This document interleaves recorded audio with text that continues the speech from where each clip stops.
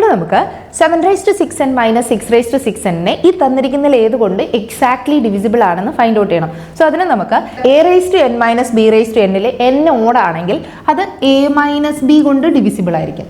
Suppose n even ആണെങ്കിൽ അത് a+b കൊണ്ടും a-b കൊണ്ടും ഡിവിസിബിൾ ആയിരിക്കും. സോ നമുക്കിവിടെ 7⁻6n - 6⁻6n 6n എന്നുള്ളത് ഈവൻ ആണ്.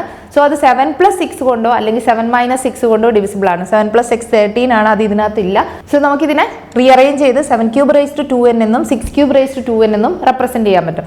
7³ എന്ന് പറയുമ്പോൾ 343 ആണ്, 6³ 216 ആണ്. സോ എഗെയിൻ ഇവിടെ പവേഴ്സ് വന്നിരിക്കുന്നത് ഈവൻ ആണ്. സോ അത് ഒന്നുകിൽ 343 + 216 കൊണ്ട് ഡിവിസിബിൾ ആയിരിക്കും, അല്ലെങ്കിൽ 343 - 216 കൊണ്ട് ഡിവിസിബിൾ ആയിരിക്കും. പക്ഷേ ഇവിടെ 343 + 216 559 ആണ്, ഓപ്ഷനിലില്ല. സോ 343 - 216 ചെയ്താൽ 127 ആണ്. സോ അത് ഓപ്ഷനിലുണ്ട്. സോ ഇവിടെ കറക്റ്റ് ആൻസർ എന്ന് പറയുന്നത് 1 ആണ്.